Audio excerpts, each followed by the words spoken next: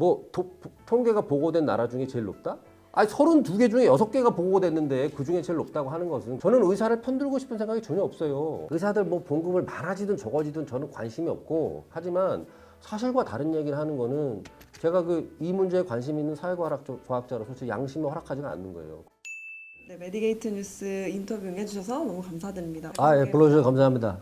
일본의 오사카에서 관서 외국어대학교에서 지금 국제관계학이랑 이제 정치학 가르치고 있는 장두승 교수라고 합니다. 네, 반갑습니다. 반갑습니다. 네, 오늘 교수님을 모시게 된 것은 최근 한국 정부가 의대 정원을 2,000명 확대하겠다라고 일방적으로 발표하면서 전공의 의대생 그리고 교수까지 나서서 이제 투쟁을 이제 결의하고 있는 상황인데요. 이런 상황에서 교수님께서 최근에 다양한 매체를 통해서 발언하신 영상이 최근 역주행하고 또 두 차례 칼럼도 많은 분들께 관심을 받고 있습니다. 혹시 일본 교수님이신데 이런 문제에 대해서 관심을 갖게 되신 뭐 계기가 있으실까요? 저는 사실은 뭐 의사도 아니고 제가 뭐 넓은 의미의 의료계 종사자도 아니고 저는 사실은 이제 뭐 정치학 전공에서 이제 사회과학을 해온 사람이거든요. 근데 이제 제가 전에 박사 따기 전에 이제 오랫동안 또 외교부에 또 근무하고 그랬기 때문에 여러 나라를 좀 다니면서 다른 나라의 의료 시스템을 좀 경험해 볼 기회들이 많았어요. 그리고 또 제가 또 박사 과정에서 또 관심 있게 공부를 했던 주제 중에 하나가 이 경제 성장에서 파급되는 여러 가지 부작용들을 어떤 식으로 이제 그거를 잘 대응을 하느냐. 나라마다 그런 어떤 보상 체계들이 좀 다르거든요. 근데 거기에 또 이제 의료 체계도 들어가는 겁니다. 근데 그것들 나라마다 어떻게 다르게 대응하는지 좀 비교 정치학적인 관점에서 보는 거에 대해서 상당히 좀 흥미롭게 여기고 있었는데 그러다 보니까 좀 의료에 대해서도 좀 관심을 가지고 이제 들여다보게 됐었죠. 근데 최근에 이 의대 정원 문제가 이제 갑자기 불거지면서 여러 가지 이제 한국 언론을 보니까 이런저런 얘기들이 나오는데 상당 부분이 제가 알고 있던 상식이라든가 제가 그동안 틈틈이 공부해왔던 부분과 전혀 다른 내용들이 막 나오더라고요. 그래서 야, 이거 내가 잘못 알고 있었던 건가? 내가 뭐 겪었던 다른 나라 의료 시스템에 대한 나의 경험이라든가 내가 공부해왔던 거랑 많이 다르니까 이거 내가 좀 잘못 알고 있던 건가 싶어서 찾아보게 됐죠. 여러 가지 내용들을.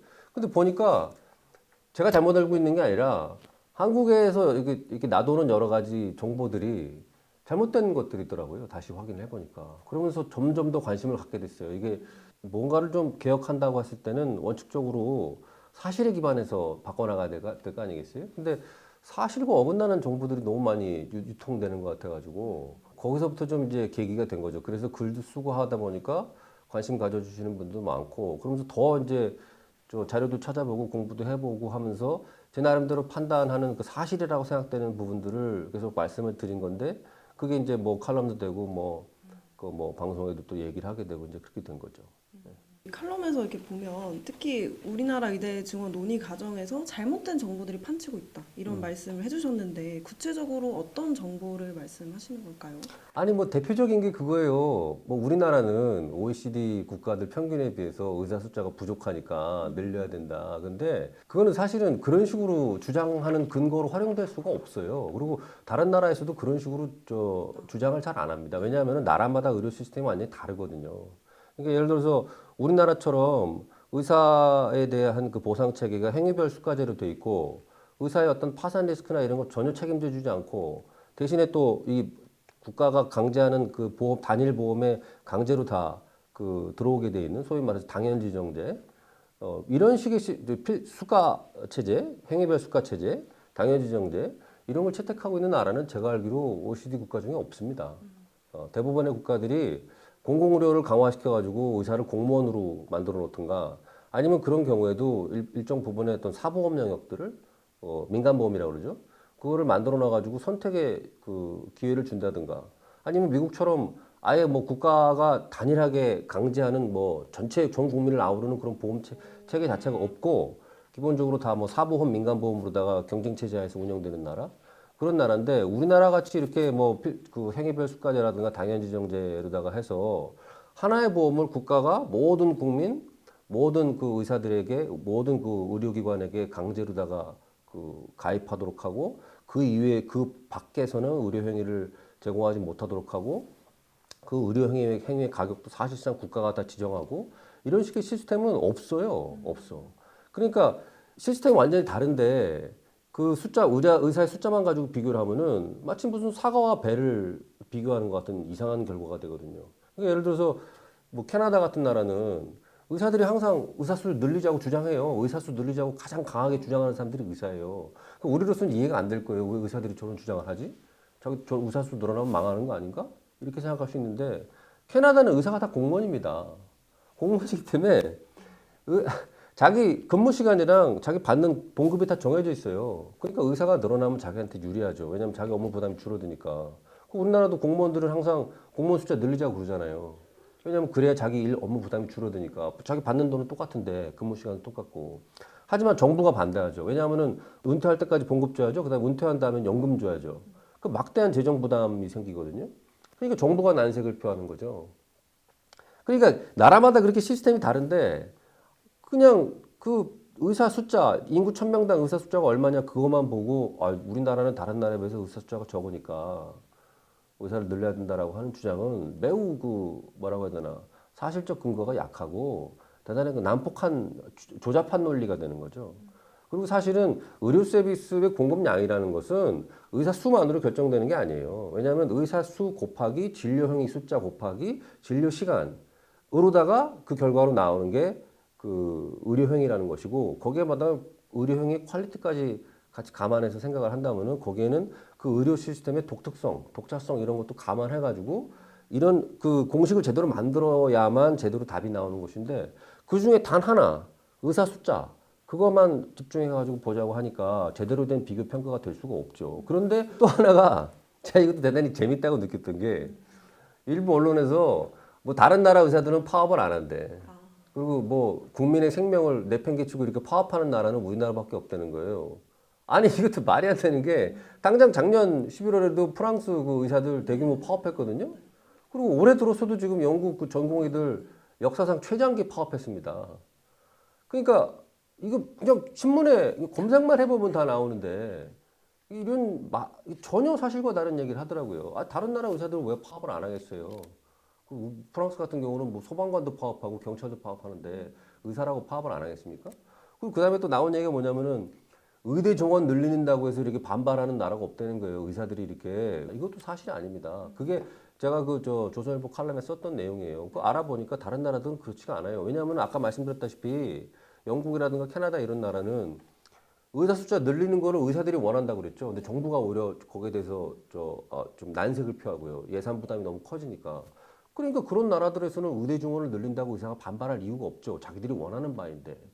그리고 일본 같은 경우는 그래도 비교적 그중에 우리랑 제일 유사한 의료 시스템을 가지고 있다고 하는 나라지만 일본 같은 경우는 의대 증원 문제를 결정하는 데 있어서 그 의사 결정 그 구조 안에 의사들이 다 들어와 있어요. 그러니까 일본 같은 경우에 의대 정원 문제를 결정하거나 의사 수급 문제를 결정하는 게 그 후생 노동정 산하에 그 의료 인력 그 관련 검토회가 있고 그 안에 의사 수급 분과회라고 있습니다. 거기가 이제 가장 그 핵심적으로 의사 숫자의 증감에 대한 논의를 하는 곳인데 멤버가 20명이에요. 20명인데 제가 20명을 다 찾아봤어요, 이름을. 가지고 그 검색을 해가지고 어떤 일들을 하시는 분인지 다 검색을 해봤는데 14명이 의사예요. 근데 물론 뭐 그냥 동네에서 개원하신 그런 의사는 아니고 뭐 아주 오랫동안 그 의료 행정에 참여하셨다거나 대규모 병원을 운영한다거나 아니면 뭐 의료 분야 연구 경험이 많으시다거나 임상 경험이 많다거나 좀 이렇게 명망가들 되게 좀 나이가 좀 많으신 분들이죠. 명망가들 그런 분들 위주로다가 해서 그 구성이 돼 있거든요. 그러니까 그 결정을 하는 구조 안에 이미 20명 중에 14명이 의사가 들어와 있다는 겁니다. 그리고 거기에 이제 우리로 치면 의협이라고 그러잖아요. 일본 의사회.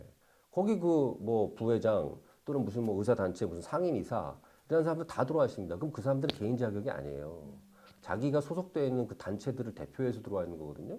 그러니까 그 사람들 통해서 그 단체들의 의견은 이미 다 반영이 돼 있어요. 그러면은 왜 거기에 대해서 반발하겠습니까? 자기들 의견이 다 반영이 되어 있는데 이미 반발을 할 이유가 없죠. 근데 우리는 그렇지가 않잖아요. 그리고 다른 나라는 제가 일본이랑 영국 사례를 말씀드리자면은 영국 같은 경우는 맨 처음에 의대 정원 문제 그 증가시키자 또는 의대 신설하자 또 증설하자는 문제가 나온 게 2018년도에 그 영국 왕립 의사회, 그 로열 칼리지 오브 피지션스라고 있어요. 아주 역사가 오래된 단체인데 우리로 치면 이제 뭐라고 해야 되나 의협이라고 봐야 되나요? 왕립 의사회. 그리고 그 다다음 해쯤에 또 우리로 치면 이제 의대 학장 협의회 같은 거죠. 그 메디컬 스쿨 카운슬이라고 그래가지고 의대 저 영국도 의대가 40개입니다. 우리도 40개인데 그 40개 의대들의 연합 단체가 있어요. 거기서도 보고서를 냅니다. 포지션 페이퍼를 내가지고 의대 증설하자, 또 의대 정원 늘리자 이런 주장들을 해요. 그게 2018년, 2021년 이때 이루어진 것들입니다. 이때 이 사이에 의견들이 나오고 그 의견들을 계속 이제 확산시키려고 노력을 해요. 그래가지고 영국 하원에 또 그 보건복지위가 있어요. 상임위. 그쪽에서도 이제 페이퍼를 냅니다. 그 의사들 의견을 많이 수용을 해가지고 그다음에 지금 영국 야당의 노동당이잖아요. 노동당에서도 그 같은 해에 2022년이죠.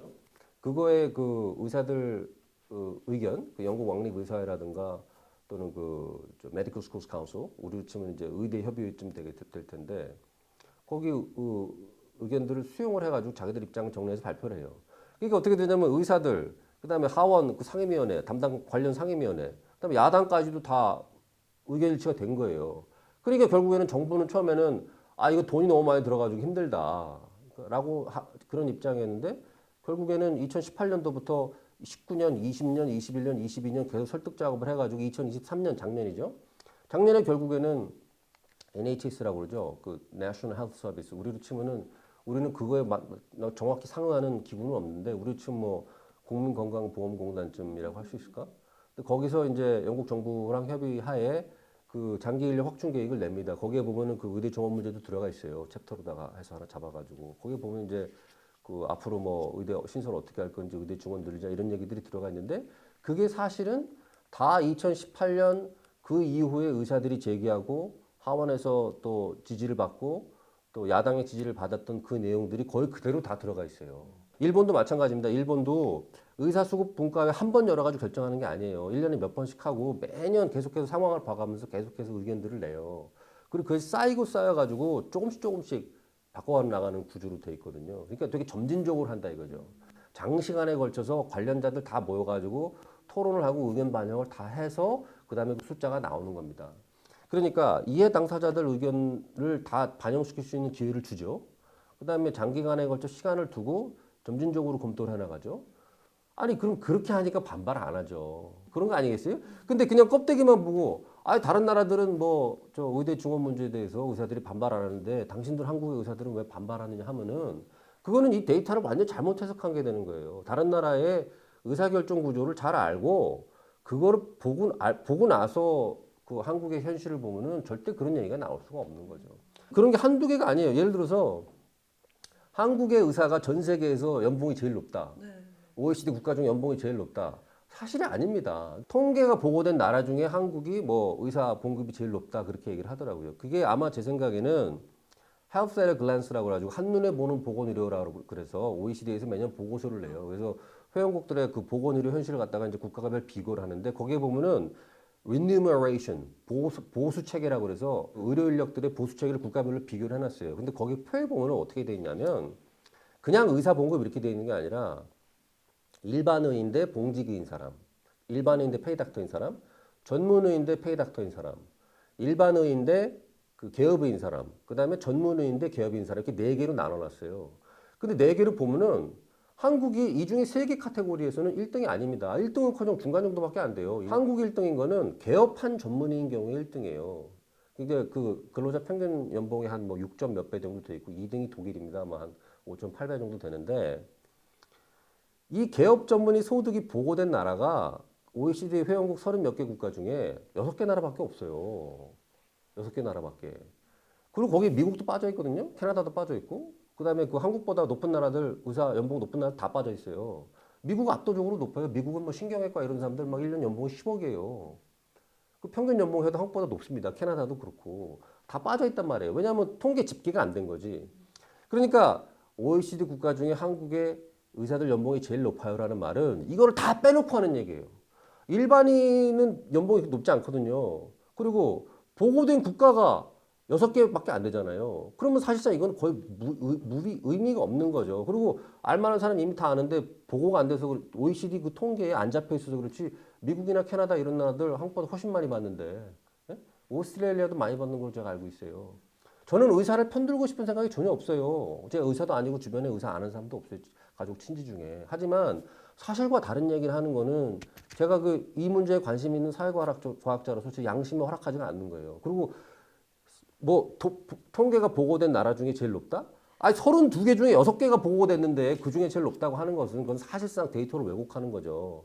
데이터를 그런 식으로 활용하면 안 됩니다. 사회과학자로서. 그래서 저는 그런 게 좀 문제가 많다는 거예요. 지금 이게 또 하나 말씀을 드리자면은 다른 나라는 의대 정원을 대폭 늘리고 있는데 우리나라 늘려야 되는 거 아니냐? 뭐 영국은 뭐 9,500명에서 뭐 14,000명으로 늘린다. 2031년까지. 독일은 이미 뭐 5,000명 늘렸다. 네. 그런 얘기들이 있어요. 근데 그거는 사실 숫자만 보면 사실입니다.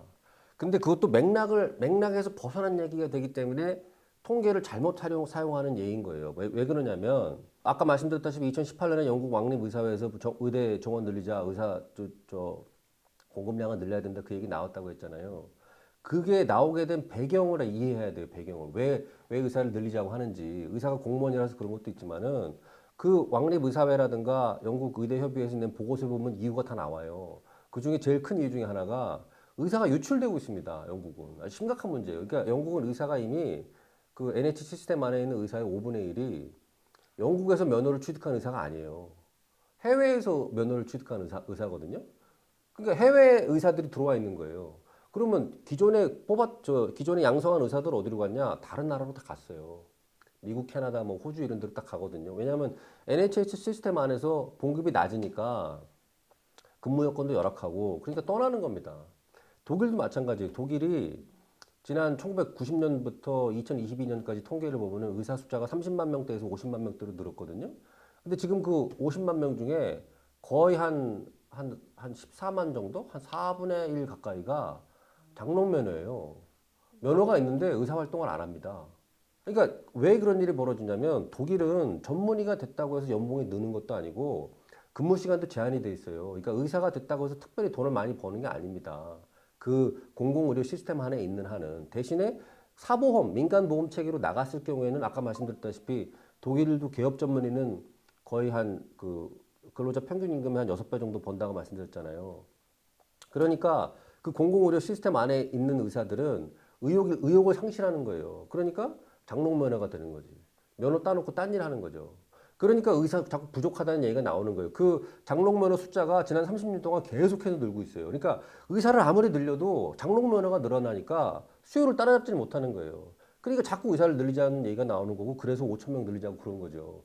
근데 문제는 뭐냐면 독일은 대학이 다 무료예요. 의사도 그렇습니다. 그러니까 막대한 비용을 들여서 의사를 양성해가지고 면허를 따게 해놨는데 장롱 면허가 돼버린다 이거죠. 그러니까 엄청난 그 국가적인 비용 손실이잖아요.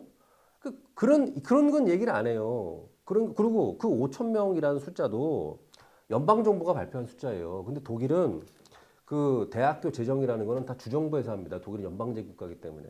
그렇기 때문에 그 5천 명의 숫자가 실현될지 안 될지는 미지수예요. 왜냐하면 연방 정부에서 만약에 필요한 예산을 다 대줄게 하면 모르겠지만 그게 아니라 숫자가 이러니까 주정부에서 하시오라고 얘기를 한 거잖아요. 그럼 주정부에서 돈이 어디서 납니까? 세금을 더 걷든지 해야 될 거예요. 자기가 걷어서 하면 모르겠는데 못 걷겠다고 하면 어떡해. 강제할 수가 없잖아요. 그러니까 이게 과연 계획대로 그렇게 의대 정원이 순차적으로 늘어날지도 미지수입니다. 그리고 심지어 영국 같은 경우에도 야심차게 뭐 9,500명 정원을 14,000명으로 늘리겠다고 했지만 2031년까지 그 계획을 발표를 작년에 했는데 정작 올해 영국의 의대 증원이 몇 명 늘었냐면 205명 늘었어요. 9,500명 증원이 205명 늘었다고요. 2.2% 늘린 거예요. 왜 그러냐? 갑자기 의대 증원을 늘리질 못해요. 막대한 비용이 들어가잖아요. 의대 측에서는 늘어난 정원만큼 자기네 각각 의대 정원을 늘리는 게 아니라 의대를 신설해달라는 얘기입니다. 영국 의대협의회에서는 의대를 17개를 늘려달라는 거예요. 지금 40개인데. 그러면 의대를 늘리면은 부속병원이 있어야 될 거 아니에요. 그 다음에 교수진이 있어야 될 거 아니에요. 그 다음에 이 환자들, 임상 사례를 확보해야 될 거 아닙니까? 거대한 병원 시스템을 하나 만들어야 돼요. 그런 거를 17개를 더 만들자는 거예요. 돈이 얼마나 많이 들어갑니까? 그 다음에 영국도 의사 한 명 키우는데 23만 파운드 들어가요. 그 중에 6만 파운드는 이제 장기 저리 용자로 줘가지고 수십 년에 걸쳐서 그 의대생이 본인이 갚게 하지만 그 사실상 거의 주는 거나 마찬가지예요. 장기 저리 융자이기 때문에. 그러면 23만 파운드씩 5천 명을 계산하면요. 지금 우리 돈으로 대략 의대 정원 5천 명 한 거에 따라서 1년에 2조 원씩의 교육비가 더 들어갑니다. 거기에는 의대 신설의 비용은 들어가지도 않아요. 그러니까 지금 이게 야심차게 영국 정부가 발표는 했지만 왜냐하면 이 결국은 공감대가 이렇게 형성이 돼가니까 문제는 이 비용 조달을 어떻게 할지에 대해서는 제대로 답을 못 하고 있어요.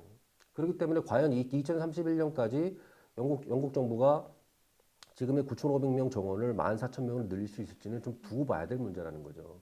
그리고 일본이 아까 말씀드렸다시피 우리랑 가장 유사한 그 의료 그 서비스 시스템을 가지고 있다고 말씀드렸잖아요. 근데 일본은 이미 의대 정원 실험을 해봤어요. 일본은 1982년부터 그 2000년대 초반까지 계속해서 의대 정원을 점진적으로 감축시켜 왔습니다. 왜냐하면 의료 공급이 초과된다고 그래가지고.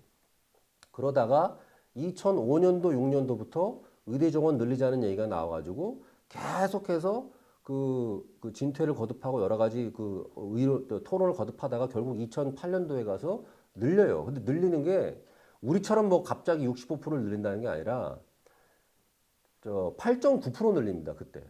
그게 일본이 지난 40년간 통틀어서 의대 정원 가장 많이 늘린 거예요. 그리고 그 이후로 뭐 한 1%, 2% 이렇게 해서 늘리다가 2018년에 오면은 그 아까 말씀드렸던 의사수급 분과에서 다시 보고서를 내요. 거기서 뭐라고 나오냐면은 지금 정원 상태로 그대로 가도 2028년 내지 2033년에 가면은 의료 서비스가 초과 공급된다. 그렇게 되면은 진료비 과잉 진료라든가 전체적인 건강보험료가 과다 계상되는 등의 여러 가지 그 부작용이 생길 것이기 때문에 이거를 재고해야 된다. 그래가지고 2018년도에 다시 그 일본 내각에서 가기 결정을 해가지고 정부에서 공식 결정을 한 거예요. 2019년 수준에서 동결하기로 합니다. 그리고 그 이후로 조금씩 줄이고 있어요. 그리고 지금 계속해서 이제 앞으로 의대 정원 어떻게 해나가야 될지 토론을 하고 있긴 합니다만은 전반적으로는 최소한 여기서 더 늘려서는 안 되고 조금 더 줄이는 방향으로 가야 된다. 왜냐하면 지금 일본이 매년 50만 명, 60만 명씩 인구가 감소하잖아요. 그리고 가장 큰 문제가 뭐냐면은 의대 증원을 늘려봤더니 별 효과가 없더라는 거예요. 왜냐? 필수 의료 부분에 의사들이 늘지 않더라는 겁니다. 그 다음에 지방의 의사 숫자가 늘지 않더라는 거예요. 의대 증원의 그 효과가 그렇게 크지 않더라는 거예요. 근데 반대로 아까 말씀드렸다시피 건강보험료 늘어난다든가 과잉진료라든가 이런 부작용은 발생하잖아요. 그러니까 오히려 일본이 그 실험을 해보니까 10년 동안 했어요. 2008년부터 2018년까지 10년 동안 의대 정원 늘리는 실험을 해가지고 한 23% 늘립니다. 10년에 걸쳐서. 처음에 한 8.9% 올렸다가 그다음부터는 완만하게 올렸으니까. 근데 실험을 해보니까 이게 크게 효과가 없더라는 거죠. 그러니까 이거는 의대 정원, 그러니까 의사 숫자의 문제가 아니라 배치의 문제라는 거예요. 어떻게 이거 효율적으로 배치하느냐 문제. 지금 토론의 초점이 지금 일본은 그쪽으로 이미 이동돼 있어요. 그리고 한국에서 또 지금 제가 납득하기 어려운 게 뭐냐면, 아이, 그러면은 지금 당장 한 10,000명 늘렸다가 2,000명씩 나중에 줄이면 되지 않냐. 그건 말도 안 되는 얘기입니다. 왜냐하면은, 아니, 의대 늘리려면은 장비 막대한 돈 들여서 사들여야 되죠. 건물 새로 지어야 되죠. 거기다 또 교수들 뽑아야 되잖아요. 그러면 5년 동안 그렇게 하고 그 다음에 그 의대 정원 줄이면 그 장비는 어디로 갑니까? 건물은 어떻게 합니까? 그리고 교수들은 다 자를 거예요? 말이 안 되는 얘기거든요. 그런 식으로 막 국가 정책을 무슨 손가락 무슨 부침개 뒤집듯이 그렇게 할 수가 없어요. 특히 이 의사라는 것은 한 명의 의사를 만드는데 시간이 많이 걸리고 비용이 많이 들어가기 때문에 그렇게 갑자기 국가 정책을 막 이리 갔다가 저리 갔다가 이렇게 몇 년 만에 왔다 갔다 할 수는 없다고요. 그렇기 때문에 다른 나라들도 다 의대 정원 문제는 완만하게 그 점진적으로 늘려갑니다. 점진적으로 줄이든지 그렇게 해나가지 우리나라처럼 갑자기 어느 한순간에 의대 증원을 막 기존에 3,000명이었는데 5,000명으로 늘리고 막 65%씩 늘리고 이렇게 하는 나라는 없어요. 지금 그런 게 한두 개가 아닙니다. 예를 들어서 응급실 뺑뺑이 때문에 뭐 환자들이 뭐 죽어나가고 있다 그러는데 응급실 뺑뺑이는 의사가 부족한 지방에서 발생하지 않아요. 의사가 제일 많이 몰려있는 수도권에서 발생합니다. 이거 말이 안 되잖아요. 그리고 이미 현장에 가서 취재해 보신 뭐 기자들이라든가 그 연구하신 분들 얘기를 다 종합해 보면은 응급실에 자리가 부족한 이유는 의사가 부족해서가 아니라 경증 환자들이 다 자리를 차지하고 있기 때문에 그래요. 그러니까 다른 나라, 영국이라든가 뭐 다른 나라들은 경증 환자가 응급실을 못 와요. 아예 거기서 차단을 해버립니다. 경증 환자가 앰뷸런스 부르면 앰뷸런스가 안 온다니까 영국은? 안 와요, 안 와. 그리고 거기 응급실에 들어가지도 못해요. 안 받아주기 때문에. 영국 같은 경우는 환자가 오면은 15분 내에 판단하게 돼 있어요. 이 사람을 이 안에 넣을 건지 딴 데로 보내야 될지. 그래서 경증에 따라 판단하면 15분 내에 의사가 판단해서 못 들어게 하고 다른 병원으로 보냅니다.